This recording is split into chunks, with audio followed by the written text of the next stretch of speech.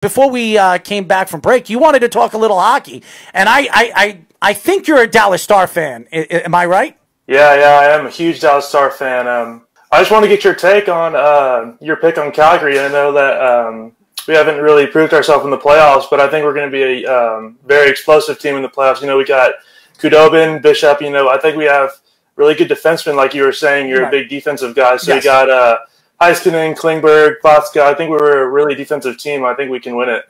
Well, you're seeing them right now. They're down 2-0 against Calgary, and I don't think Dallas is a bad team. I think they're a very young team in certain positions. I question their goaltending. This has been a problem for them for the last couple of years.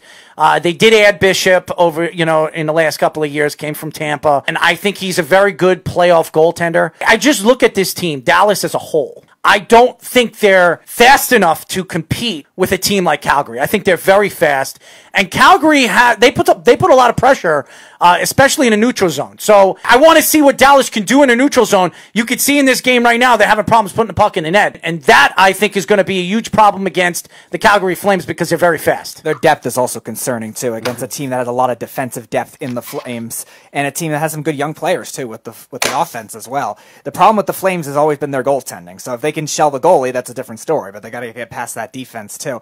And Dallas, as you've probably watched throughout the year, they're kind of more top-heavy than they should be offensively. They also closed the regular season pretty bad. I mean, they won one of their last 8 games, and that includes, they lost 2 of the 3 qualifying games in the qualifying round too. So they haven't really played well lately, and their power play has been non-existent, but they've also You're talking about who, Calgary? I'm talking about Dallas. Okay. They've also allowed a lot of power play goals, too, recently. Yeah, as a fan, it's been frustrating to watch. Well, I'll tell you this. Dallas should be very proud of themselves because I don't think anybody thought that Dallas was going to have the season they had this year. I was very impressed with them. They have a lot of good young players. I was in Dallas 2 years ago at the NHL draft, working the press area. I got to see their beautiful stadium over there. It's a lot bigger than people think it is.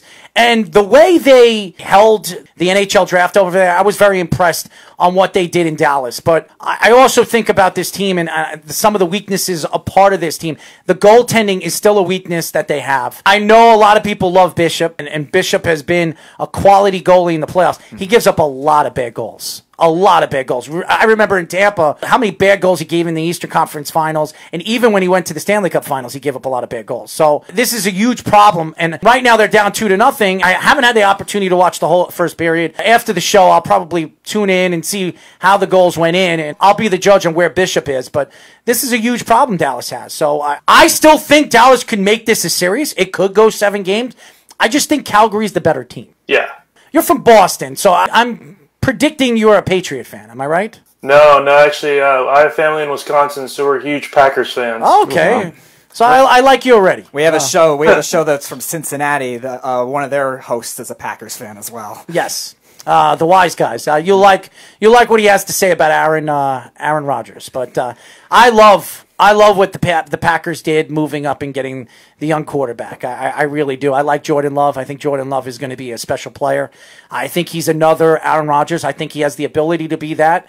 I think they need to develop him. I think they need to give him a little bit more time to figure things out in the speed of the game of the NFL. But I really think, as much as everybody was so pissed off that they moved up only 4 or 5 spots and gave up a significant amount to get to that spot, they gave up another first-round draft pick, right? No. Oh, what did they give up? I think they gave up 2/3. 2/3. A lot of people thought they gave up too much to move up 4 or 5 spots. I do not believe they did because I think there's a lot of other teams, a.k.a. the New England Patriots, that were very interested in Jordan Love. So I like Jordan Love. I think he's going to be a fantastic quarterback in the league when he gets his feet wet in the NFL. So I didn't think they had a good draft, but getting Jordan Love really could really solidify their draft in 2019. So yeah, I was a little surprised by that pick too, and then I went and watched his highlights, and it was pretty impressive. He looks like another Aaron Rodgers, but at the time I was a little upset because we need another weapon because Devontae Adams got injured during the year.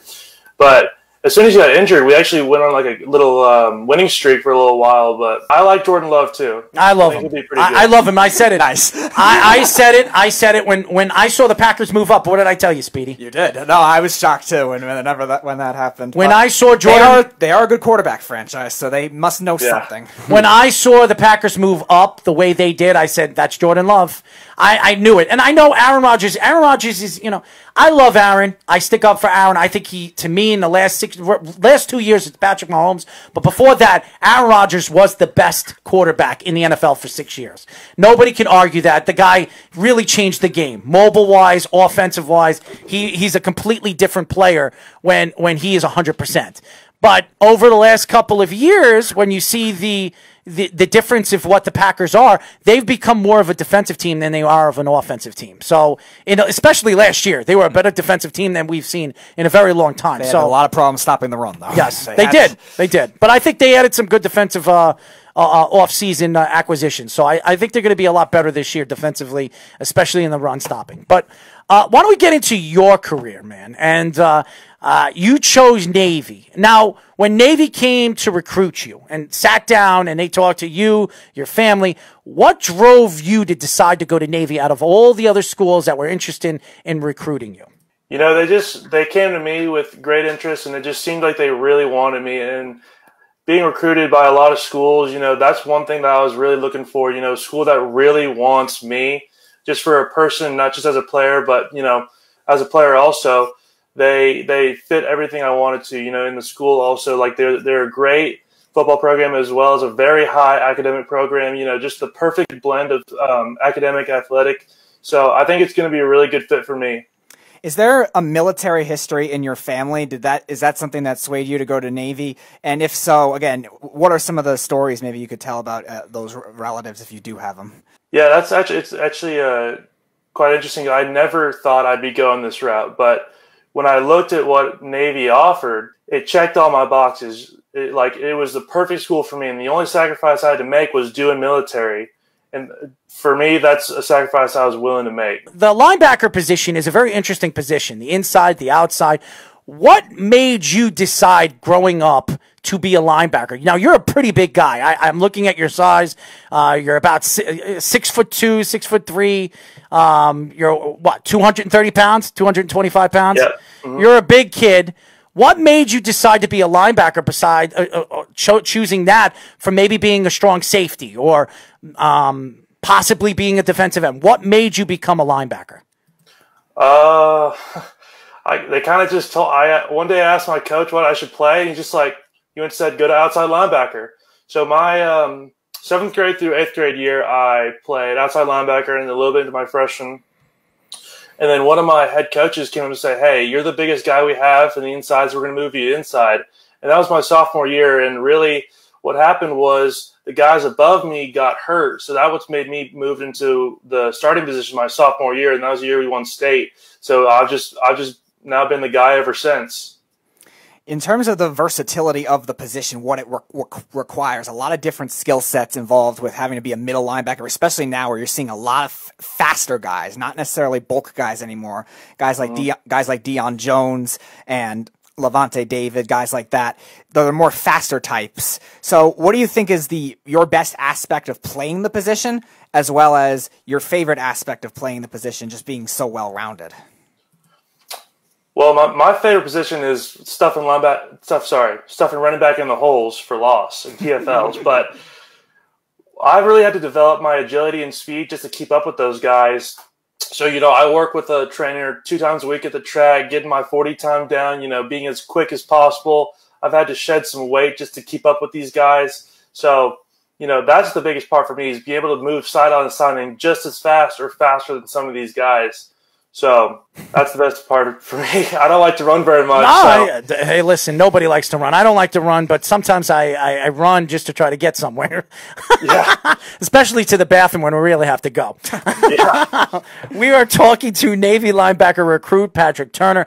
Now, Patrick, The inside linebacker position is a very interesting position because, to me, I think that's the quarterback of the defense. He's the one that sees the audibles, calls the audibles, helps out with the secondary, especially for the safeties to see the positioning on how they're going to bring up the wide receivers. Are they spreading out the wide receivers? Are they bringing in two linebackers? And you know that the inside linebacker is the one that has to stop the run. That's the most important part of the inside linebacker and what he is supposed to do. Now, when you look at yourself as a leader, especially playing high school ball and now going to Navy, do you see yourself as a guy where Navy is going to depend on leadership or be another guy in the locker room? Well, Navy breeds leadership, so I'm definitely going to try to be one of those leadership roles. I'm already a leadership at my own school. I've considered myself a born leader. I'm a captain of the high school football team and baseball team, so I'm going to try to take up a leadership role, especially this year and at Navy. Oh, so you're another Kyler Murray. Is that what we're talking about over here? I guess so. Well, what sport are you the best at? Are you better at baseball than you are at football?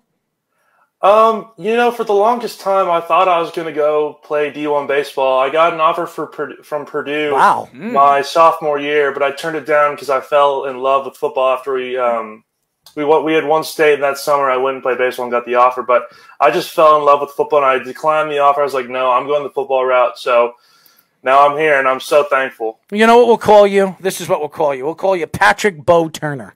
Okay? you know why we call you Bo, right? Yeah, Bo Jackson. That's right. That's exactly why. Bo Jackson was a running back, but you're a big dude. Bo Jackson was a pretty big dude too. So yeah, that's funny because actually my sister played tennis at Auburn, so there's a little connection there too. I see. Wow, that's coincidental. Damn. Yeah. So now that we're on the topic of dual sport athletes, can you see that kind of thing? Obviously, you committed to football already, but can you see that kind of thing coming back and being a trend? Because, like Errol was saying, it became a big trend in the '80s with Bo Jackson, with Deion Sanders, even to a lower extent with somebody like Brian Jordan, who played for the Braves. How about Dave Winfield? Dave Winfield was drafted, but not two sports, three sports: basketball, football, and baseball. So now, again, we're seeing a lot of coaches now. They want players to specialize, especially at a younger age with youth sports. Could you see that trend possibly coming back anytime soon? And how far into the future do you think if you do? I think college coaches will always see that two sports, like, if you play two sports, you're so much more attractive because you have so many more movements like that you're used to and so many more like experiences that you're used to. I think just playing two sports, playing as many sports as possible is a lot better because they like that that you can do multiple things, you can be very versatile, you can be a competitor in both sports. So I think they're going to stay with the two sport aspect, but when you get to college, they're going to want you to play one sport. So unless you're just crazy both at good. Competition, my friend. That's what people want to see. I was a big-time athlete, too, playing hockey, and I played multiple sports. I was an all-state runner. And I know I was a very competitive person. No matter what I played, I always wanted to win. And I showed that to scouts. I showed that. I was so aggressive when I was on the ice. I looked like I would be in one place, and then you'd see me on the other bench screaming at the other team. So I always made sure that I made the scouts see me no matter where I was, including coming from the locker room, going to the bathroom, and stepping back on the ice. We are talking to Navy linebacker recruit Patrick Turner. Hey, Patrick, it's Mark Kelly. How are you doing? Good. How are you? I'm doing well. So I see you come from Texas and one of the most successful high school programs down there. You were recruited at like Arizona, Syracuse, but you chose Navy. Do you think that being a big part of Texas and how huge high school football is, do you see it as maybe something less when you go to Navy because maybe it's not as big as it is down there, or is it something that you're still looking forward to and think that you can bring that type of environment that you brought in high school? Well, Texas high school football is a different thing. It's basically like a miniature college. So I think going to Navy, it's going to be just as big an atmosphere, but man, Texas high school football is a different breed. So it'll be interesting. Well, I watched a lot of movies, and Friday Night Lights, everybody remembers that. And Texas football is on a whole nother level. I mean, that's high school football, really college football, because you know Texas people. What do they do every Friday night? They go and watch football. It doesn't matter who it is or how much you're a big football fan. The whole family gets up and goes and watch a football game, and they pack out the stadium. So I absolutely believe it. It's a completely different ball game when you go over there to Texas and you play high school ball. Mm-hmm. But it kind of gives you the understanding on what it takes to win and play in front of a bunch of fans. Mm-hmm. So yeah. Well, at our state championship game 2 years ago, when I played, there was 48,000 people there. I believe it. At AT&T. Wow. I believe it. I believe it. High school football is another breed over there in Texas.